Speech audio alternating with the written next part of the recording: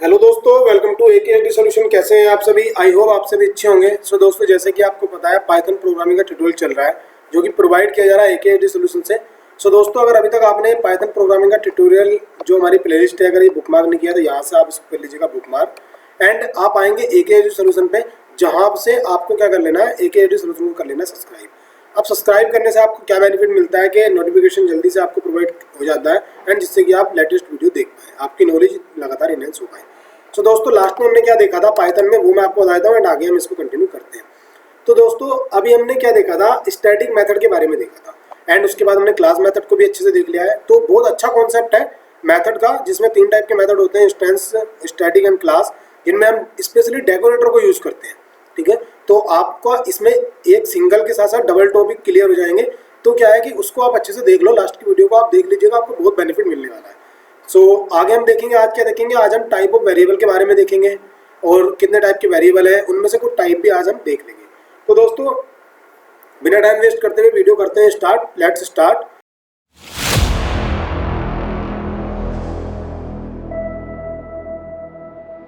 तो दोस्तों, type of variable का मतलब क्या होता है? देखो, टाइप ऑफ वेरिएबल, जैसे कि अभी मैं यहाँ एग्जांपल के थ्रू बता रहा हूँ आपको। मान लो आपने डेफ लिखा, उसके बाद आपने एक यहाँ पे ओके, मैंने थोड़ा गलत कर दिया। चलो एक काम करते हैं, हम इसको एग्जांपल के थ्रू समझाऊंगा मैं डायरेक्टली यहाँ पे। अब देखो, आपने क्या बनाया था यहाँ पे, ये इस तरह से एक एग्जांपल ले रखा है। तो एक नया एग्जांपल बना लेंगे हम यहाँ पे टाइप ऑफ वेरिएबल में। तो यहाँ पे वेरिएबल, ठीक है, वेरिएबल 1.py के नाम से, ओके, py करना था मेरे को, मैंने pyu कर दिया। ओके, अब ये हो गया है हमारा, एंड इसको हम यहाँ से CLS कर लेंगे। तो दोस्तों, अब क्या है कि जैसे मैंने x में 90 असाइन कर दिया, ठीक है। अब मैं अगर प्रिंट करा रहा हूँ तो x को मैं प्रिंट करा लूँगा, हो जाएगा नॉर्मली, कोई इशू नहीं आने वाला है। ठीक है, अब मान लो मैंने यहाँ पे डेफ एक कीवर्ड का यूज़ कर लिया, मैंने यहाँ पे फन यूज़ किया, एंड इसके अंदर मैं क्या करूँगा, यहाँ पे यहाँ पे मैंने y बनाया और y के अंदर मैंने कुछ इनपुट ले लिया मैंने यहाँ पे, एंड अब मैं उसको क्या करूँगा, प्रिंट भी करा दूँगा, किसको, y को। तो देखो, मैंने यहाँ पे ये किया, पहले मेरा ये प्रिंट हो गया है 90, उसके बाद मेरा ये चला ही नहीं। क्यों नहीं चला? क्योंकि मैंने इसको कॉल नहीं की। अब मैं यहाँ पे इसको फन को कॉल कर दे रहा हूँ, एग्जीक्यूट करेंगे। पहले यहाँ पे 90 आया, इनपुट के लिए आएगा, यहाँ पे मैंने 88 कर दिया, एंटर करूँगा, 88 भी आ गया। तो इस तरह से ये वेरिएबल है, ये भी वेरिएबल है, ये भी वेरिएबल है। तो ये वेरिएबल कितने टाइप के होते हैं, क्या क्या इनका स्कोप होता है, कहाँ कहाँ इनको हम यूज़ कर सकते हैं, ठीक है।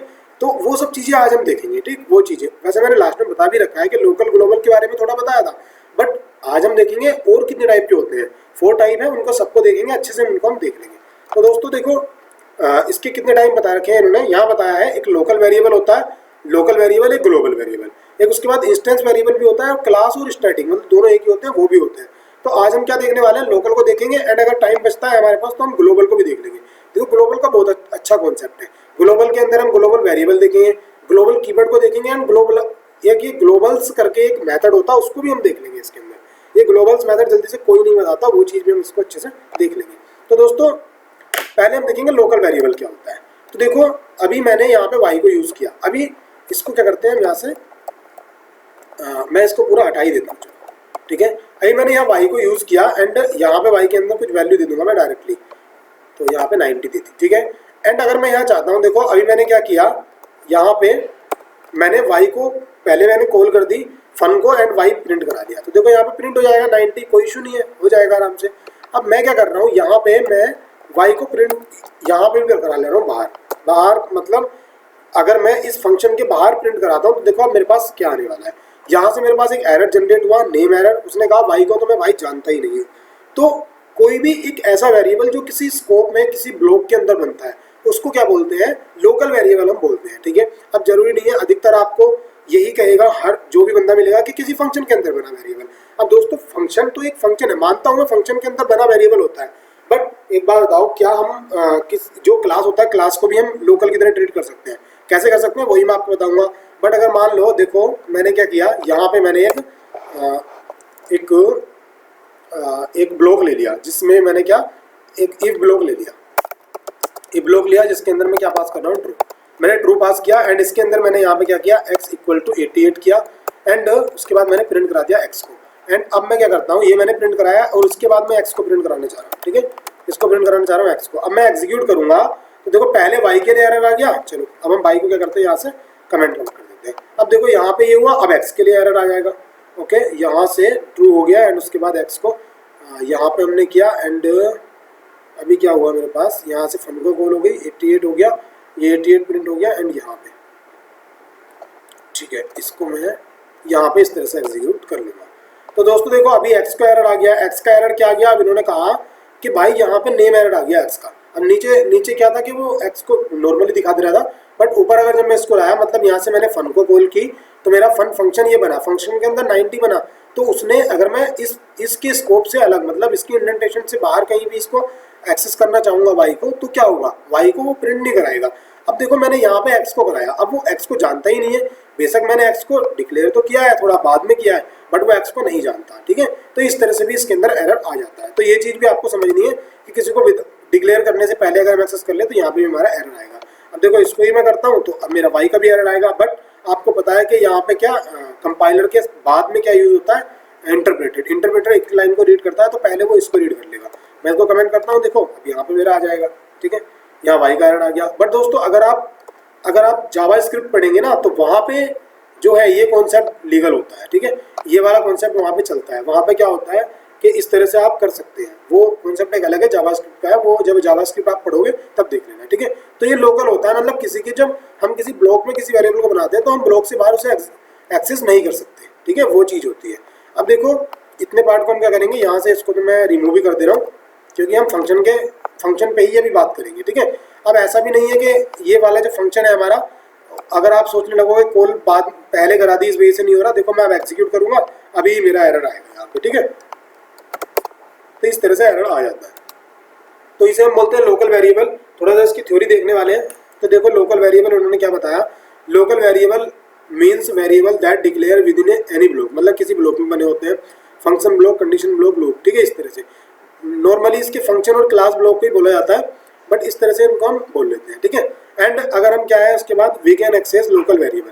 अब हम मतलब किसी भी लोकल वेरिएबल को हम किसी स्कोप के अंदर ही ले सकते हैं। जैसे अब मैंने यहाँ पे एग्जांपल बनाया, एक्स बनाया, प्रिंट एक्स किया। अगर मैं यहाँ करूँगा, यहाँ तो पहले ही एरर आ जाएगी क्योंकि भाई मैं एक्स को नहीं जानता। तो यहाँ पे दोस्तों एरर आ गई है। उसके बाद क्या है हमारे पास, जब मैं यहाँ आया इस फंक्शन के अंदर, यहाँ मैंने बना दिया ये एक्स और यहाँ पे प्रिंटिंग करा दिया, कोई प्रॉब्लम नहीं है। बट एग्जाम्पल को मैंने कॉल की तभी तो ये चलेगा, ये कोड चला। एंड उसके बाद जब मैं यहाँ प्रिंट कराऊंगा यहाँ भी एरर आ गई। तो इस तरह से लोकल वेरिएबल होता है, ये तो आपको पता ही होगा। अच्छा, दूसरा एक लोकल वेरिएबल और बता देता हूँ आपको। मान लो मैंने यहाँ पे एक वैल्यू पास कर ली है ए ले लिया मैंने यहाँ पे। तो जब मैं आप फंक्शन को कॉल करूँगा तो यहाँ से मैं मान लो मैंने यहाँ पे 88 पास किया। अब मैं यहाँ पे क्या करा रहा हूँ, इसमें ए को असाइन करा रहा हूँ। ठीक है, देखो मैंने ये करा दिया वाई को। अब हम क्या करेंगे, यहाँ से वाई एंड ए को दोनों को कर लेंगे, ए को भी।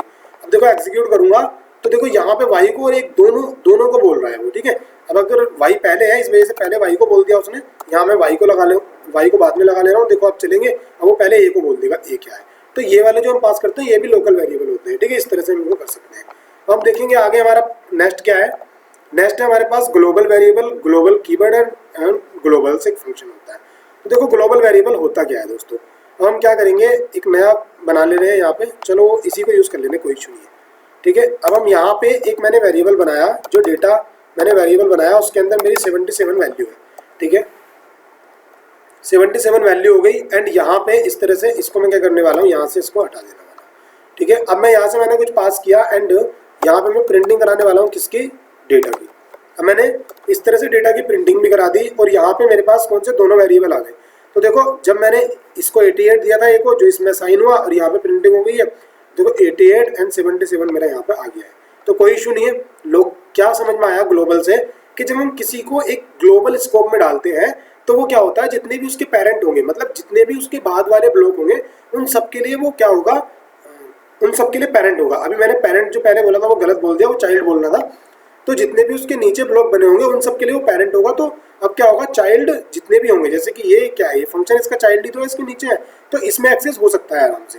ठीक है, एक दूसरा फंक्शन बना लो। अगर दूसरा बना लोगे आप यहाँ पे डेफ, अगर आपने fun2 के नाम से बना लिया, एंड अगर आप इसके अंदर भी प्रिंट कराना चाहो किसको डेटा को, तो देखो यहाँ पे भी आप करा सकते हो। जब इसको आप कॉल करोगे, किसको, fun2 को, तो देखो एग्जीक्यूट करेंगे, दोनों में प्रिंट हो गया है, कोई प्रॉब्लम नहीं आएगी। तो ग्लोबल का मतलब क्या होता है कि इसको ग्लोबल स्कोप में डालते हैं। अब ये पूरे फंक्शन मतलब पूरे प्रोग्राम के अंदर कहीं भी यूज हो सकता है। ठीक है, ये हो गया हमारा ग्लोबल। अब इसके अंदर भी कुछ चीज़ें हैं। देखो कुछ चीज़ें क्या है कि दोस्तों, अब मैं क्या चाह रहा हूँ यहाँ पे, मैं चाह रहा हूँ जो मेरा डेटा था, डेटा प्लस इक्वल 1 करना चाह रहा हूँ। एग्जीक्यूट करूँगा तो देखो मेरे पास आ गई है एरर। अब एरर कैसे आ गई, एरर क्या हो गई, एरर में ये हो गया कि उसने कहा है कि भाई किसी भी फंक्शन के अंदर तुम मेरे को चेंज नहीं कर सकते हो, मैं सिर्फ इतना बोल रहा हूँ तुमसे कि तुम मुझे यूज़ कर लो।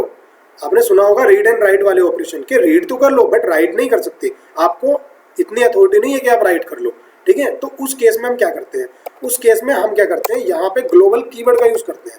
ओके, ग्लोबल कीवर्ड का यूज़ किया और उस वेरिएबल को बताते हैं कि ग्लोबल वेरिएबल हमारा कौन सा है। अब मैंने क्या किया, मैंने उसे लाके दे दिया कि भाई तेरे पास एक ग्लोबल वेरिएबल है डेटा, जिसकी की तेरे पास आ गई है, अब तू उसमें चेंज भी कर सकता है। देखो अब मैंने एग्जीक्यूट किया, यहाँ पे आराम से आ जाएगा। अब देखो 77 था, मैंने यहाँ आके इसके अंदर एक असाइन कर दी वैल्यू, मतलब एक वैल्यू इंक्रीमेंट कर दी, सॉरी असाइन नहीं इंक्रीमेंट कर दी। तो देखो इस तरह से आ गया, 77 आ गया दोनों के अंदर, ठीक है। एंड यहाँ पे भी अगर मैं डेटा को प्रिंट कराऊंगा तो देखो यहाँ पे भी 77 ही आने वाला है। ओके, यहाँ पे भी 77 ही आने वाला है। देखो एग्जीक्यूट करेंगे एंड नीचे यहाँ पे 77 आ जाएगा। देखो आ गया ना 77। तो इस तरह से, अब ये तो इस तरह से हो गया। तो अच्छा एक चीज़ और है, अगर मैं इसको इस तरह से यूज़ करने लगूँ तब क्या होने वाला है, एग्जीक्यूट करेंगे तभी आराम से चल जाएगा, कोई इशू नहीं आएगी। इसके नीचे करने लगूँ अब क्या आएगा, अब भाई एरर आ जाएगा। वो क्या बोल रहा है कि डेटा जो तुमने असाइन डेटा की इंक्रीमेंट कर दी वो पहले कर दी, बट बाद में तुम मुझे बता रहे हो ग्लोबल है। तो अब इसके नीचे वाला स्कोप है उसका, बट नीचे ऊपर वाला तो वो अभी एक तरह से उसको पूरी की नहीं मिली है ना, तो इसको इस तरह से हमें यूज़ करना होगा, ठीक है। इस तरह से हम कर सकते हैं। अब एक ये है, अब मान लो आपसे कोई ये कहे कि भाई ऊपर जो डेटा है वो एक अलग है बट मेरे फंक्शन के अंदर एक डेटा अलग आ रहा है, तो अभी मैं क्या करूँगा, इसको यहाँ से थोड़ा सा चेंज वो कर दूँगा एंड इसको यहाँ से इंक्रीमेंट भी हम यहाँ से ये कर दिया, ठीक है।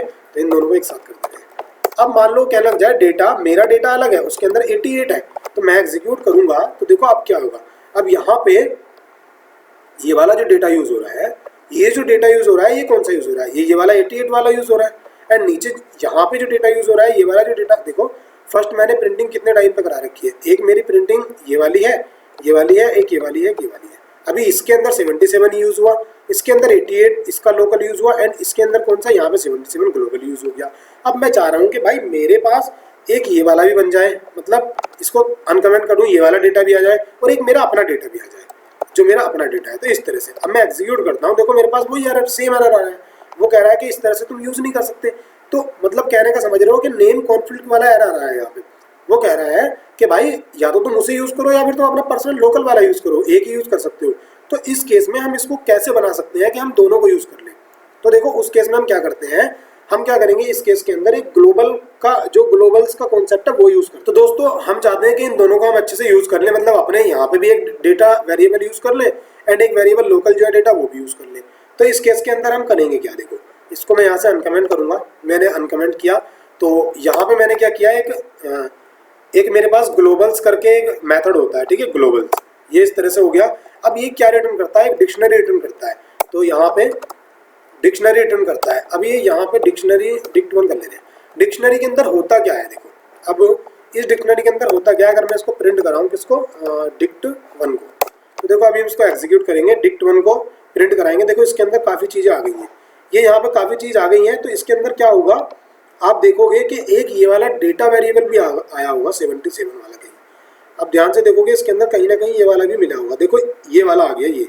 अब इसके अंदर हुआ क्या है कि जो डेटा है वो इसकी ऐसे की आ गई है और वैल्यू क्या हो गया, 77 आ गई है। अब दोस्तों मैं क्या करना चाह रहा हूँ कि मैं इसको यूज़ करना चाह रहा हूँ अब अपने डेटा को। तो देखो अगर मैंने यहाँ पे डेटा प्रिंटिंग कराई, ये वाले वेरिएबल से 77 प्रिंट हो गया। अब मैं इस वाले को भी यूज़ करना चाह रहा हूँ, तो इसके अंदर मैं क्या यूज़ कर सकता हूँ, जो मेरा ये डिक्ट आया है इसके अंदर, इसमें जो मेरा आया है इसके अंदर मैं की दे दूँ, किसकी, डेटा की दे दी। अब मैं अगर इसको प्रिंटिंग कराऊंगा तो देखो मेरे पास क्या आएगा, अभी मेरे पास यहाँ पे 77 मैंने यहाँ पे दिया हुआ था, मतलब ओके एक सेकेंड, पहले मेरे पास क्या हुआ, 77 आया डेटा, तो यहाँ से यहाँ देखेंगे पहले 88 कॉल हुई, 88 को कॉल हो गई यहाँ पे एंड यहाँ पे डेटा 88, एक 88 यहाँ पे आ गया। तो अभी यहाँ पे क्या क्या हो गया कि एक तो 88 ये वाला प्रिंट होगा, एक 88 ये वाला प्रिंट हो गया, ठीक है, दो हो गए एंड उससे पहले कौन सा 77 प्रिंट होगा। इस चीज़ को समझने के लिए आप क्या करो, इसको यहाँ से कमेंट आउट कर दो, ठीक है, यहाँ से कमेंट आउट कर दो, एग्जीक्यूट करो, तो देखो यहाँ पे आपके पास कुछ वैल्यूज आ गई हैं 77, ये कौन सी वाली, ये वाली। इसको और समझने के लिए आपको यहाँ पे लिख दो, यहाँ पे ग्लोबल लिखा मैंने एंड इस तरह से, ठीक है, ये मैंने इस तरह से एग्जीक्यूट कर दिया। तो देखो अभी आपने यहाँ पे क्या किया होगा कि ग्लोबल वाले को यहाँ पे अच्छे से यहाँ पे यूज कर लिया। अब देखो ग्लोबल वाले को यूज कर लिया, ये इस तरह से हो गया है। अब इसको भी यूज कर लिया, देखो यहाँ पे भी डेटा है, यहाँ पे भी डेटा है, दोनों को यूज कर लिया। एंड आपने क्या किया, आप चाह रहे हैं नीचे, आप चाह रहे हैं dict1, जो dict1 है उसके अंदर जो डेटा है उसके अंदर आप क्या करना चाह रहे हो, असाइन करना चाह रहे हो यहाँ पे 12। अब देखो 12 असाइन करना चाह रहे हो, तो अभी ये वाली प्रिंटिंग तो 77 ही होगी, बट इसके बाद जो नीचे वाली प्रिंटिंग होगी वो कौन सी होगी, 12 की होगी। एग्जीक्यूट हम करेंगे तो देखो ये वाली प्रिंटिंग 77 की हुई है, बट ये वाली जो प्रिंटिंग हुई है कौन से, fun2 की, ये fun2 की किस क्या हो गई, 12 हो गई, और ये भी 12 होगी। मतलब ऐसे ही इसको हम एडिट भी कर सकते हैं, यूज भी कर सकते हैं, तो इस ग्लोबल्स की मदद से, ठीक है। ये क्या रिटर्न करता है, ये जितने भी ग्लोबल होंगे इस क्लास के अंदर, वो वेरिएबल फंक्शन जो भी हो सकते हैं, उन सबको रिटर्न करता है। और उसके अंदर क्या होता है, जो उनका ऑब्जेक्ट होता है, मतलब जो जैसे ये इसका रेफरेंस वेरिएबल है, रेफरेंस वेरिएबल एज ए की होगा, और जो उसकी वैल्यू होगी वो क्या बन जाती है, एज ए वैल्यू बन जाती है। तो इस तरह से हम इसको यूज कर सकते हैं। देखो मैंने सभी बता दिया आपको, ग्लोबल वेरिएबल क्या होता है, ग्लोबल्स कीवर्ड, ग्लोबल कीवर्ड को यूज कैसे कर सकते हैं, ग्लोबल्स मेथड क्यों यूज करते हैं, वो चीज। तो आई होप आपको समझ में आ गया होगा। थोड़ा थ्योरी देख लेते हैं, उसके बाद लेक्चर हमारा कंप्लीट हो जाएगा। तो देखो यहाँ बताया इन्होंने, global variable a variable that declare outside the block, मतलब किसी, ये हमारा पूरे फंक्शन के लिए यूज होता है, मतलब पूरे प्रोग्राम के लिए यूज होता है, और किसी भी ब्लॉक के बाहर इसको हम डिक्लेयर करते हैं, ठीक है। और इसने कहा कि इट कॉल्ड ग्लोबल, मतलब ग्लोबल वेरिएबल कह सकते हैं, और इसका क्या होता है, इसकी लाइफ जो ग्लोबल होती है और इसका स्कोप भी ग्लोबल होता है, ठीक है। उसके बाद उन्होंने यहाँ पे बताया the global variable scope is global, यही बता रखा है। ये देखो एग्जाम्पल बताया है, ये चीज मैंने आपको पूरी बता रखी है। अब ग्लोबल कीवर्ड मतलब जब हम किसी एक वेरिएबल के अंदर कुछ एडिट वगैरह करना चाहते हैं, कोई एक ग्लोबल वेरिएबल है, किसी एक फंक्शन को हम उसकी वो देना चाह रहे हैं कि भाई अब तेरे पास की मिल गई है इसकी, मतलब तेरे को अब इतनी कैपेबिलिटी है तेरे अंदर कि इसके अंदर चेंज कर सकता है, तो इंक्रीमेंट डिक्रीमेंट या कुछ भी कर सकता है। तब हम क्या करते हैं, ग्लोबल कीवर्ड का यूज करते हैं। एंड अगर हम ग्लोबल्स की बात करें तो वो क्या करता है, एक डिक्शनरी रिटर्न करता है, जितने भी ग्लोबल होंगे उस क्लास के उन सबकी डिक्शनरी रिटर्न होगी, और उसके अंदर हम क्या करते हैं कि उस डिक्शनरी के थ्रू जो हमारा ग्लोबल होगा, जैसे एक्स है तो ये क्या बन जाएगी, की बन जाएगी, ये उसका वैल्यू बन जाएगी। तो इसके थ्रू हम इसको डेटा को एक साथ यूज कर सकते हैं, मतलब एक फंक्शन के अंदर सेम नेम का है, एक हमारे पास ग्लोबल सेम नेम का, तो दोनों के नेम कॉन्फ्लिक्ट वाला इशू हम क्या कर सकते हैं, यहाँ से कैंसिल कर सकते हैं, रिमूव करके उसको हम यूज कर सकते हैं ग्लोबल की हेल्प से। तो आई होप आपको ये चीज़ें अच्छी लगी होंगी और समझ में आ गई होंगी।